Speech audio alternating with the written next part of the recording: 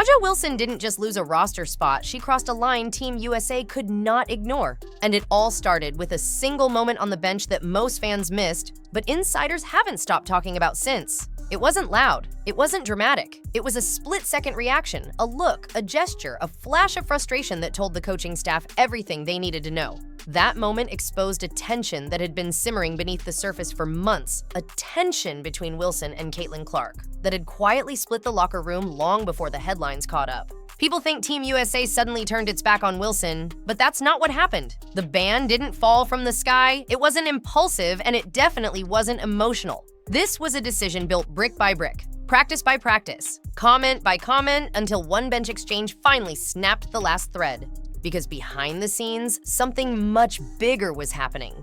Women's basketball was shifting. A new face of the sport had arrived, the culture was changing around her, and the old guard was struggling to accept it. And what happened next explains exactly why insiders believe Aja Wilson isn't just sidelined, she's banned for good. When the Duke Elite training camp roster dropped, the entire basketball world froze. Aja Wilson's name was nowhere to be found. No injury report, no scheduling conflict, no explanation. Just silence. Cold, deliberate, unmistakable. Meanwhile, the invite list read like a roll call for the future of women's basketball. Caitlin Clark, Aaliyah Boston, Paige Beckers, Angel Reese, Juju Watkins, and a handful of rising stars who had already become the league's most talked about names. It was a lineup built around youth momentum and market power. And Wilson wasn't part of any of it. Fans were stunned. Analysts were scrambling. Former players were whispering. How could the reigning MVP candidate, the face of a championship franchise, the veteran who once symbolized Team USA dominance, be left out so cleanly? But while the public tried to make sense of the decision, those inside the program weren't shocked at all. In fact, they saw it coming long before anyone else did. Because Team USA doesn't do accidents. They don't forget players. They don't misplace invitations. Every roster choice is calculated to the decimal fit chemistry, public image, and long-term vision. Leaving Aja Wilson off wasn't a clerical error. It was a message. A reset. A deliberate shift away from a player whose presence, attitude, and growing resentment no longer aligned with the direction the program was moving. Behind closed doors, the staff had been pushing toward a new identity built on pace, spacing, and marketing potential, the exact qualities Caitlin Clark brought in record-breaking waves. They wanted an offense that looked like the future, not the past. And they wanted personalities who supported that future, instead of resisting it. But to understand why Wilson was the one pushed out and why her absence wasn't a surprise to the people who mattered, we need to rewind. The tension didn't start in a press conference or a social media post. It started on the bench right there in front of thousands of fans hidden in plain sight. During a mid-season matchup that should have been routine, Caitlin Clark strung together a series of plays that electrified the arena. A deep three, a pinpoint pass, a fast break push that turned a dead possession into a highlight. The crowd erupted. Cameras zoomed in on Clark, but the reaction on the bench told a very different story. Aja Wilson didn't clap. She didn't lean forward. She didn't offer even the bare minimum of team energy. Instead, she leaned back, arms crossed, expression tight. Teammates later described it as icy. Staff members called it odd. And the bench unit, they noticed immediately. One player whispered, "She's not feeling this at all," while another muttered about the bad vibe radiating down the row. It wasn't just one moment. It repeated itself. Every time Clark hit a big shot, Wilson's body language stiffened. When Clark checked back into the game to shift momentum, Wilson visibly bristled. When Clark pulled the team ahead, Wilson didn't budge.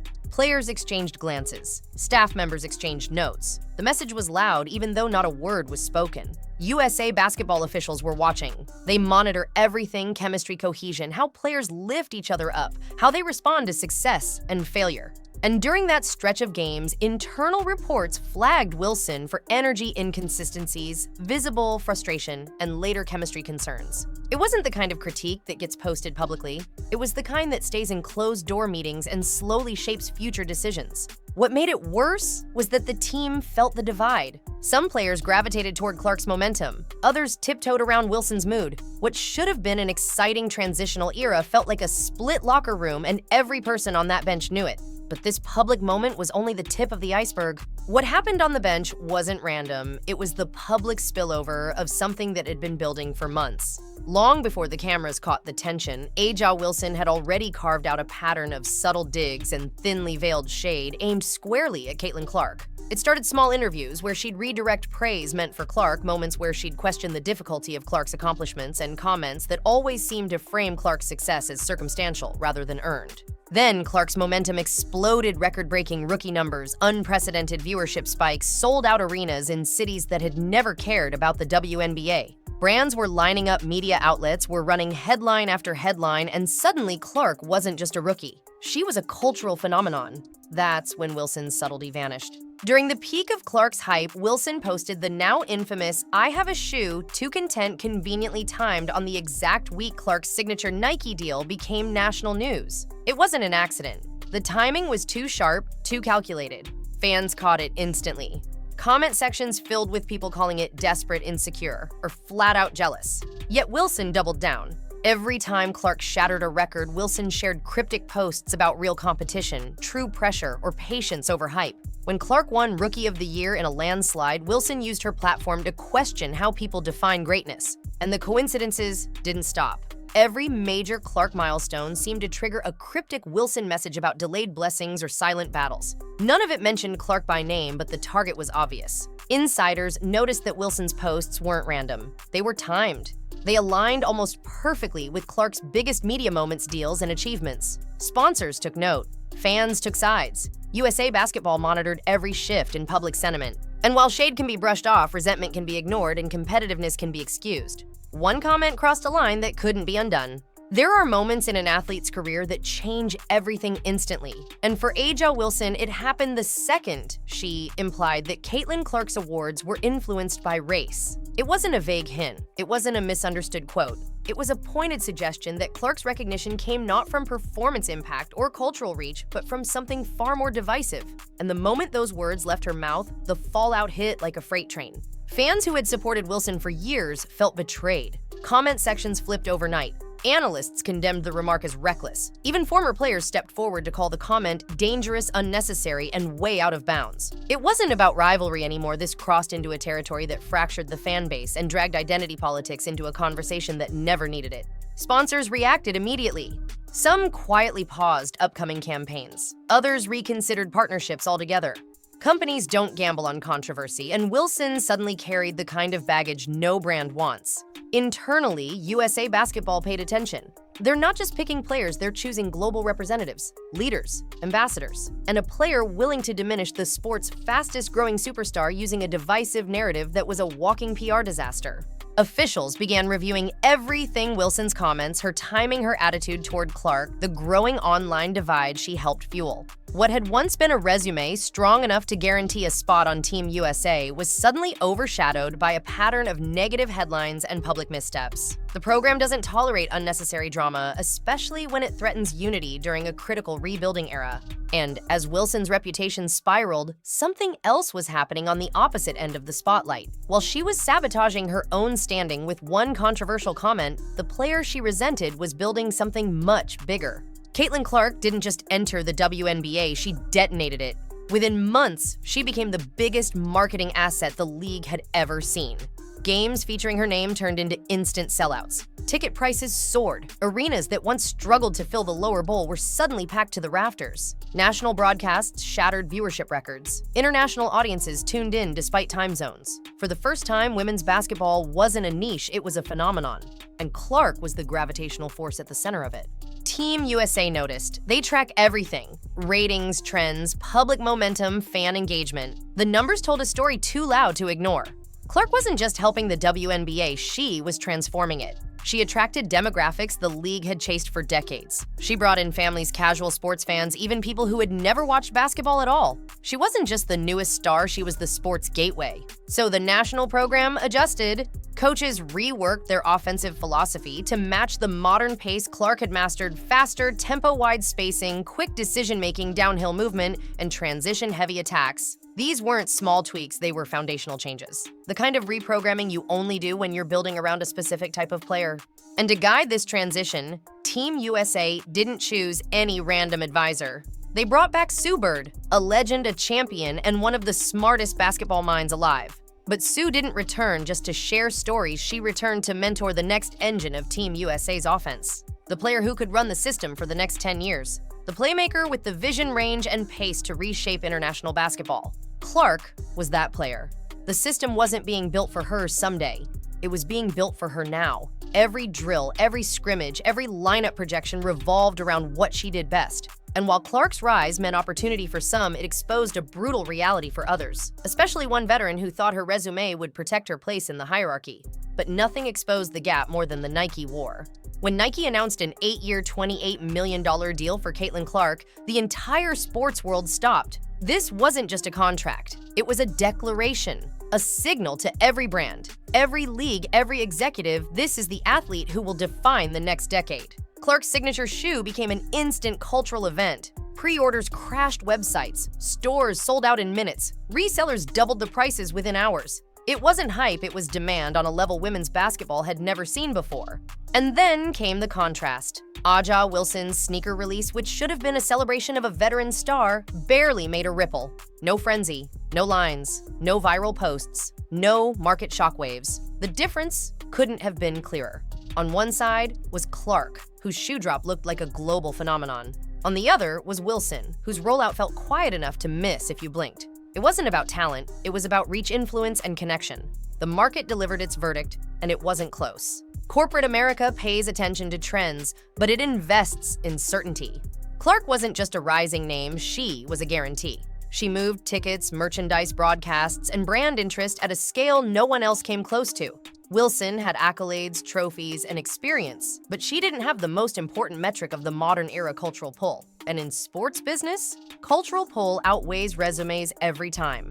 Behind boardroom doors, brands began quietly shifting budgets. Marketing teams reallocated resources toward Clark-centered campaigns. Media companies outlined content slates built around her storylines. International distributors demanded Clark merchandise for overseas markets. Even business schools started designing case studies around her economic impact. She wasn't a player anymore, she was an industry. And Team USA, they're not blind. They saw the numbers, they saw the influence, they saw where the sport was heading. So they followed the same logic every major corporation had already accepted. And that's exactly when the ban becomes inevitable.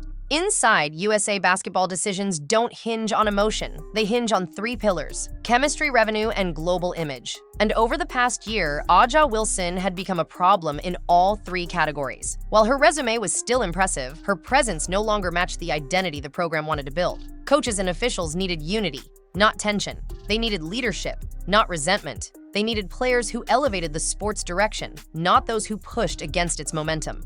But Wilson's behavior made her look like a risk. The constant shade thrown at Caitlin Clark, the cryptic social posts, the timing of her delayed blessings messages, none of it went unnoticed. Internally, officials described her as unpredictable, high maintenance, and emotionally reactive, the kind of traits that destabilize a locker room rather than strengthen it. Team USA couldn't afford that, not during a generational shift, not with the spotlight brighter than ever. And especially not while Clark was drawing millions of new eyes to the sport. And here's the harsh truth. Wilson wasn't just failing to help the growth Clark created, she was actively hurting it. Every time she questioned Clark's achievements, every time she implied bias or favoritism, every time she stirred fan arguments online, she added friction to a moment when USA basketball needed harmony. Officials saw her as someone who made the job harder, not easier, a distraction, not an asset. Meanwhile, younger stars like Clark, Boston, Beckers, and Juju were rising fast, and none carried the drama. They were marketable. They were coachable. They brought energy, not division. They embraced the future instead of resenting it. Building around them wasn't just easier, it was smarter. They represented where women's basketball was going, not where it had been. In private discussions, the verdict became increasingly clear: Wilson was no longer essential. In fact, she was replaceable. The program's new blueprint didn't include her attitude, her social media storms, or her inability to coexist with the sport's biggest draw. And once officials reach that point, there's no going back. And now the decision isn't temporary, it's permanent. Inside the halls of USA basketball, there's a phrase coaches use only in rare circumstances: we're moving on for good. And according to insiders who've heard the private conversations, that's exactly the phrase being used about Aja Wilson. This isn't a temporary cooling off period. This isn't a maybe next cycle situation. Those close to the national program believe Wilson will not return for either the 2026 World Cup roster or the 2028 Olympic team in Los Angeles. In their eyes, the book is closed. Why? Because Team USA is building something radically different from the past, a unified identity centered around players who complement each other on and off the court. Caitlin Clark's generational shooting, Aaliyah Boston's interior dominance, Paige Beckers' basketball IQ, Juju Watkins' scoring firepower. These are the pieces the program wants to develop together for the next decade. They're young, hungry, marketable, and most importantly, aligned. No jealousy, no infighting, no cryptic messages overshadowing team chemistry. That's where Wilson no longer fits. Her reputation inside the program has quietly shifted from veteran leader to locker room risk. Officials see her as unpredictable, overly emotional on social platforms, and unwilling to adapt to the sport's new direction. And in a system that values harmony above everything, that makes her replaceable, painfully replaceable. Even if Wilson dominates again in the WNBA, insiders believe the damage is already done. The national team doesn't select based on stat sheets alone. They select ambassadors, culture setters, players who strengthen the brand instead of fracturing it. Wilson's track record over the past year, shade, tension, controversy, has cemented her as someone they can win without. And once USA Basketball realizes they don't need you, the door rarely opens again. To many behind the scenes, it's already locked. Which leaves one final question. A'ja Wilson's fall from Team USA wasn't a single moment. It was a chain reaction. It started with the bench drama that exposed the rift, continued with months of subtle jabs, and cryptic shade escalated with the comment that ignited massive backlash and finally collapsed under the weight of sponsors stepping back and officials losing trust. Meanwhile, Team USA was rebuilding around a new identity, one fueled by chemistry professionalism and the explosive momentum Caitlin Clark brought to the sport. In a world where women's basketball was growing faster than ever, there was no room for someone who divided the audience instead of uniting it. That's the real message buried inside this entire saga. Jealousy has consequences. Players who elevate the game get elevated. Players who fracture the locker room get left behind. And when the future of a national program depends on unity, marketability, and global appeal, decisions become brutally simple. Clark, Boston, Beckers, and Juju represent where the sport is going. Wilson represents a past that no longer aligns with the vision. And once USA Basketball decided, she hurt their progress more than she helped it. The outcome became inevitable. So now the question goes to you. Did Team USA make the right call banning A'ja Wilson forever? Or did personal drama overshadow pure basketball?